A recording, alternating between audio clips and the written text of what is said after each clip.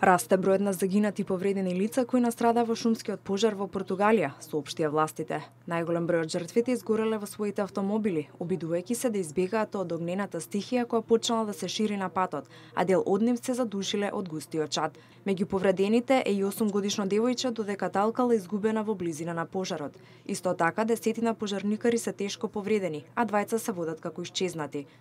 Во катастрофалниот пожар изгореа голем број домови, а во голема опасност и неколку населби во таа област. Португалскиот премиер Антонио Коста изјави дека ова е голема трагедија и можно бројот на жртви да се зголемува. За жал, се чини дека станува збор за една од најголемите трагедии кои ги видовме последните години, барем кога се во прашање шумските пожари. Португалските медиуми пренесуваат дека повеќе од 600 пожарникари учествуваат во гаснењето на пожарот, но се уште не успеале да го стават под контрола.